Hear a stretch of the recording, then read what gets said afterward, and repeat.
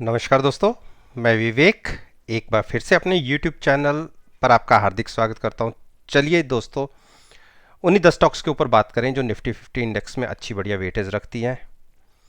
आप सब लोग ये तो जानते ही हैं कि यूएसए के इलेक्शंस का आउटकम आने वाला है। अभी पिक्चर क्लियर नहीं है और मार्केट एक बड़ा रिएक्शन दिखा सकती है। उसी को देखते हुए बिल्कुल कॉन्शियस होकर ट्रेड करना है विद हैजिंग। तो अब मैं बात कर रहा हूं अल्ट्राटेक सीमेंट के ऊपर। देखिए, एक रेंज बाउंड रहा और इसने आज भी वो रेंज नहीं नीचे की तरफ ब्रेक करी जो 4840 की थी। 4840 और 4640 की एक रेंज के अंदर ये ट्रेड स्टॉक मूव कर रहा है। और मैंने आपको कहा था कि जब तक ये रेंज नीचे की तरफ ब्रेक नहीं होती तब तक कोई ट्रेड नहीं लेना। तो मोस्ट प्रोबेबली मुझे लगता है कि हम नीचे की तरफ ब्रेकडाउन दे सकते हैं। प्राइस 4520 अगर ब्रेक हो जाए तो आप 4540 के स्टॉप लॉस के साथ शॉर्ट कर सकते हैं। 15 से 20 मिनट वेट कीजिएगा। प्राइस 4520 के नीचे ट्रेड होना चाहिए। 15 मिनट अच्छा मूव नीचे देखने को मिलेगा 4460 का।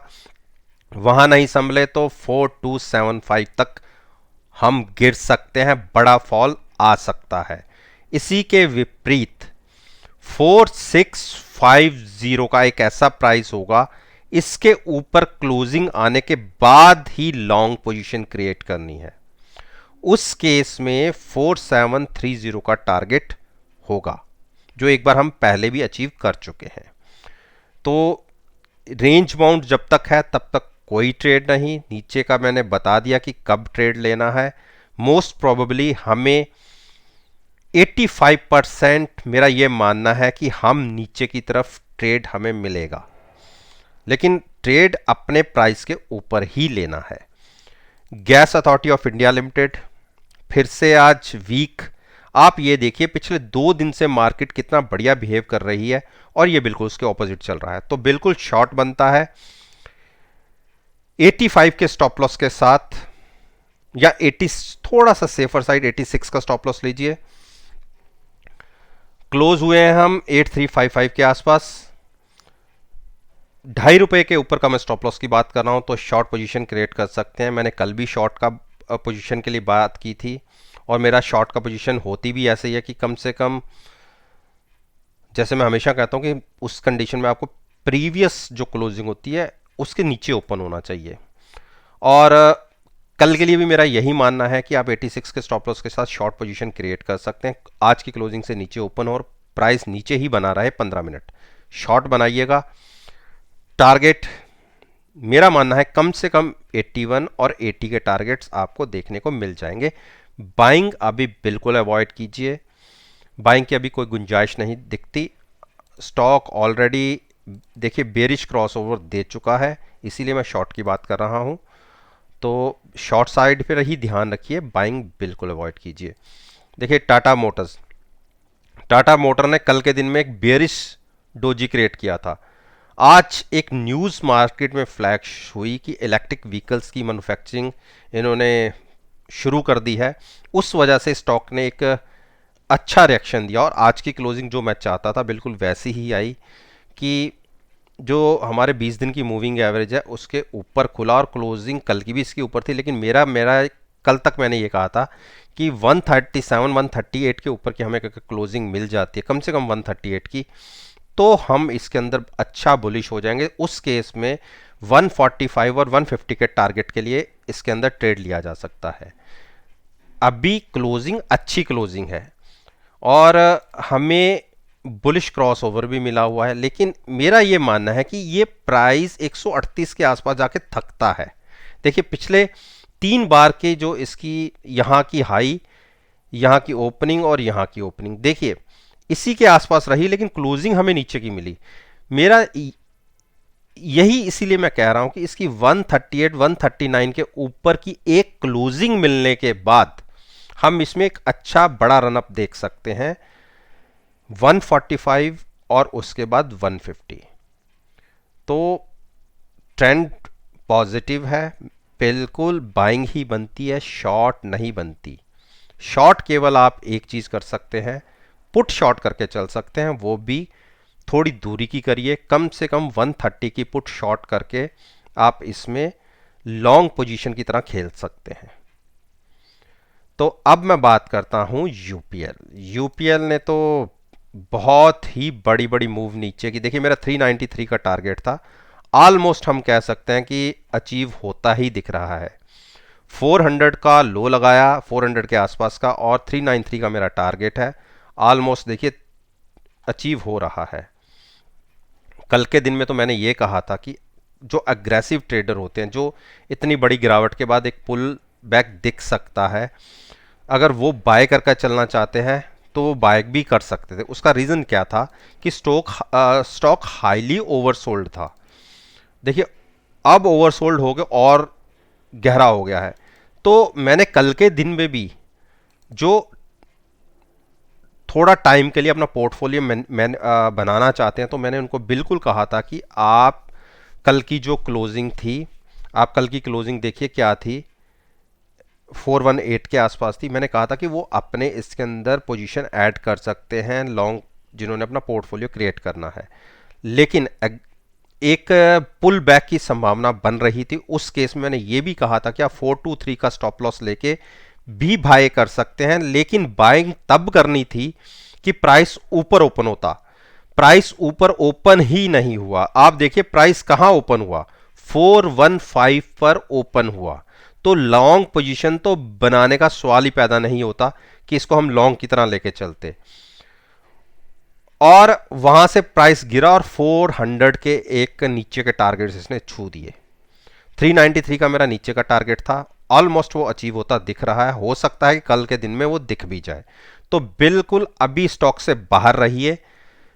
मैं तो कहता हूं अवॉइड करिए, ऐसे वॉलेटाइल स्टॉक को अवॉइड ही करना चाहिए, और जब इतनी बड़ी मूवमेंट मार्केट के अंदर आने की उम्मीद हो यूएस इलेक्शंस को देखते हुए, तो साइडवेज रहिए, स्टॉक से थोड़ी दूरी बनाए रखिए। आईओसी, देखिए आईओसी ने क्लोजिंग अच्छी है, नो डाउट अभी तक ठीक ठाक क्लोजिंग है। आप 76 के स्टॉप लॉस के साथ बाइंग करके चल सकते हैं। थोड़ी सी हर्डल इसे 79 पर मिलेगी, वो क्रॉस हो जाएगा तो एक अच्छी स्ट्रेंथ इसमें 82, 83, 85 की देखने को मिलेगी। लेकिन एक चीज़ का इंडिकेशन हमें गलत मिल रहा है, तो उससे कॉन्शियस होना बहुत ज़रूरी है। एक बेयरिश इंडिकेशन है, तो मेरे हिसाब से देखिए डीएमआई ने तो बेयरिश इंडिकेशन दिया है, एमएसीडी में अभी गुंजाइश बाकी है, तो इस स्टॉक को भी अवॉइड कीजिए। रीज़न है एक बेयरिश इंडिकेशन हमें मिल जाए तो हम शॉर्ट करके चलेंगे, वो उस केस में प्राइस होगा 77 से नीचे की क्लोजिंग का। तो 77 के नीचे की क्लोजिंग एक बेयरिश मोड बना देगी। 78 के स्टॉप लॉस के साथ आप ट्रेड शॉर्ट साइड पर ले सकते हैं, लेकिन बाइंग में अभी अवॉइड कीजिए। क्लोजिंग ठीक है लेकिन बाइंग अवॉइड कीजिए, जो एमएसीडी और डीएमआई इंडिकेशन दे रही हैं। शॉर्ट की पोजीशन हमें पहले देखने को मिलेगी, तो शॉर्ट पर ही पोजीशन बनानी है, लेकिन प्राइस नीचे की तरफ जाने के बाद, 77 ब्रेक करने के बाद। हीरो मोटोकॉप ने देखिए मेरे को कितने अच्छे रिजल्ट्स दिए हैं। मैंने 2800 की पुट 110 रुपये में बेची हुई थी, और कल के दिन में वो मैंने कवर भी करी थी 80 के आसपास। लेकिन आज तो उसका प्राइस और भी डाउन हो गया होगा, क्योंकि एक जंप और देखने को मिल गया। तो आप ये एक चीज़ प्राइस रखिए 3045। अगर ये स्टॉक इसको क्रॉस कर जाता, 3045 की बात कर रहा हूं, यहां से तकरीबन 80 पॉइंट्स ऊपर की बात कर रहा हूं। अगर ये प्राइस 3045 को क्रॉस करके क्लोज हो जाता है, तो आप अगली मूव 3300 तक की देखेंगे, फर्दर 300 पॉइंट्स। इसीलिए मैं हमेशा कहता हूं कि जब भी बड़ा कोई फॉल आता है, उसमें से 50% कवर होता है। तो वो 50% आप देखिए 3350 से लेके लो हमने लगाया 2790, तकरीबन हमने 500 पॉइंट्स का एक डाउन साइड देखी, उसमें से 250 पॉइंट तो 3000 के आसपास बनते हैं। तो यहाँ तक की मूव तो आप देखिए 3 ही बार में आ जाएगी। तो बिल्कुल अभी ट्रेंड पॉजिटिव नहीं है। आरएसआई ओवरसोल्ड थी, उसमें एक रिएक्शन बनता था उसको कवर करने के लिए, तो ये मूव उस साइड से है। इसमें बाइंग स्ट्रेंथ दिखेगी 3040 के बाद। एग्रेसिव लॉन्ग साइड पर चलने वाले लोग वो 3040 के ऊपर ऐड हों, हाँ, ट्रेंड धीरे धीरे कन्वर्ट हो रहा है। आज की क्लोजिंग 9 दिन के ऊपर आई है, तो किसी को बाइंग साइड पर बैठना है तो स्टॉप लॉस होगा 2925 का। स्टॉप लॉस लेके 3040 के टारगेट के लिए आप बाई कर सकते हैं। तो शॉर्ट सोचेंगे, वैसे तो स्टॉक वीक है लेकिन 9 दिन के ऊपर की क्लोजिंग आई है। एग्रेसिव जिसने शॉर्ट पोजीशन क्रिएट करनी है तो वो 2850 के नीचे जाके करे, अभी यहां पर नहीं। टाइटन, देखिए टाइटन ने एक डीएमआई में तो एक बुलिश इंडिकेशन दे दिया, लेकिन हमें वेट करना है एमएसीडी का भी। एमएसीडी का भी जब इंडिकेशन हमें मिल जाएगा तो हम बाइंग करेंगे, वो मिल जाना चाहिए 1225 के बाद। 1225 के बाद की क्लोजिंग आप बाई करके चल सकते हैं। टारगेट होगा 1260 का, बहुत तेजी से आपको देखने को मिलेगा। और अगर वो भी हम क्रॉस कर जाएंगे तो 128 और 1300 के टारगेट्स आपको देखने को मिल सकते हैं। शॉर्ट आप सोचिएगा अगर प्राइस 1200 ब्रेक करता है, उससे पहले नहीं। टीसीएस, टीसीएस की क्लोजिंग 9 दिन की मूविंग एवरेज के ऊपर है लेकिन 20 दिन की मूविंग एवरेज के ऊपर नहीं आई, तो हम ज़्यादा इसमें अभी अग्रेसिव नहीं होंगे। अगर हमें 2735 के ऊपर की क्लोजिंग मिलती है तो ही हम लॉन्ग साइड पर बैठेंगे, अदरवाइज हम वेट करेंगे। और अभी हमें नीचे से एक बुलिश क्रॉस ओवर डीएमआई ने तो दे दिया है, देखिए डीएमआई ने तो इंडिकेशन दे दिया लेकिन एमएसीडी अभी नहीं दिखा रहा कहीं पे भी, तो अभी वेट कीजिए। 2735 के बाद की क्लोजिंग पे आप बाइंग कर सकते हैं, लेकिन अगर फिर से क्लोजिंग नीचे की आ जाती है 2640 के आसपास तो शॉर्ट भी कर सकते हैं, उसके बीच में कोई ट्रेड मत करिए। मारुति, मारुति की क्लोजिंग जिस हिसाब से हमें चाहिए थी वो नहीं मिली। दोनों मूविंग एवरेज इसके नीचे है, केवल 50 दिन की मूविंग एवरेज को होल्ड कर रही है, तो इसको बाइंग करना है आपने 7040 के ऊपर। उसके ऊपर एक बार क्लोजिंग मिल जाए तो आप बिल्कुल बाइंग करके 7230 के टारगेट के लिए ट्रेड कर सकते हैं। और अगर 7230 भी क्रॉस होता है तो 7445 का टारगेट होगा, लेकिन 7040 के ऊपर क्लोजिंग आने के बाद आपको बाइंग पोजीशन क्रिएट करनी है। और बेयरिश साइड पे तो ये स्टॉक है ही है, लेकिन इतनी बड़ी मंदी ये स्टॉक दिखा नहीं रहा। ये 6875 को बार बार होल्ड करता है, तो अगर 6875 नीचे की तरफ ब्रेक हो तब आप 6700 के लिए ट्रेड कर सकते हैं शॉर्ट साइड पर, उसके बीच में ट्रेड मत लीजिए। ब्रिटेनिया, ब्रिटेनिया ने आज एक मूव दिखाई और 9 दिन की मूविंग एवरेज के आसपास गया लेकिन क्लोजिंग उससे नीचे, तो इतने बड़े डाउनफॉल के बाद एक मूव बन सकती है और एक बहुत अच्छा इंडिकेशन हमें मिल रहा है। अगर एमएसीडी हमें एक बुलिश क्रॉसओवर दे देती है ब्रिटेनिया में, तो मैं भी इसके अंदर एक बाइंग पोजीशन क्रिएट करूंगा। बस इसके